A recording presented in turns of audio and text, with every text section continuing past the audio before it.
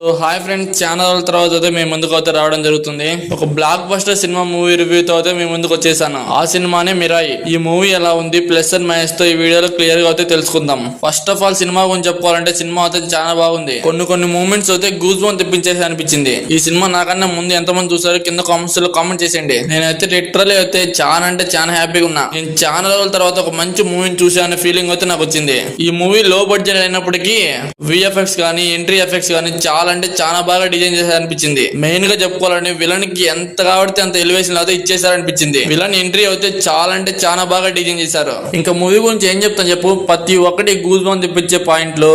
ఈ మూవీ గురించి చాలా అంటే చాలా హైప్ అయితే పెరుగుతూ ఉంది కదా, దాన్ని ఏమాత్రం డిసప్పాయింట్ చేయాలనే ఫీలింగ్ అయితే నాకైతే వచ్చింది. అంతేగాని ఈ మూవీలో ఒక సర్ప్రైజ్ క్యారెక్టర్ అయితే ఉంది, మీరు అయితే థియేటర్కి వెళ్ళి అయితే చూడాలి.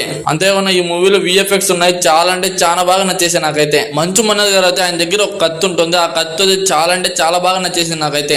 ఆ కత్తి పట్టుకునే విధానం కానీ, దానికి వచ్చే పవర్, అలాగే హీరో దగ్గర కూడా ఒక కత్తి ఉంటుంది, ఆ కత్తి కూడా చాలా అంటే చాలా పవర్లు అయితే ఉంటాయి. ఆ పవర్ తో హీరో గారు ఏం చేశారు, మెయిన్ గా క్లైమాక్స్ అయితే చాలా అంటే చాలా బాగా నచ్చేసింది నాకైతే. ఇంకా ఈ మూవీలో నటించిన ఆర్టిస్ట్ అయితే వాళ్ళకి ఇచ్చిన వాళ్ళు పర్ఫెక్ట్ గా చేశారనిపించింది. మెయిన్ గా కొంతమంది క్యారెక్టర్ చేసిన అయితే నాకైతే చాలా అంటే చాలా బాగా నచ్చేసింది. అంతేకాకుండా బ్యాక్గ్రౌండ్ మ్యూజిక్ కూడా చాలా అంటే చాలా బాగుందని చెప్పుకోవాలి.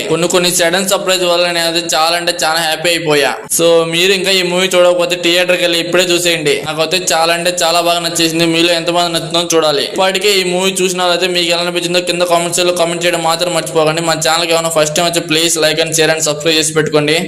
ప్రతి 2 days కి అయితే ఒక వీడియో మన ఛానల్ వస్తూనే ఉంటుంది. ప్లీజ్ సబ్స్క్రైబ్ చేసుకుంటారు కదా బాయ్.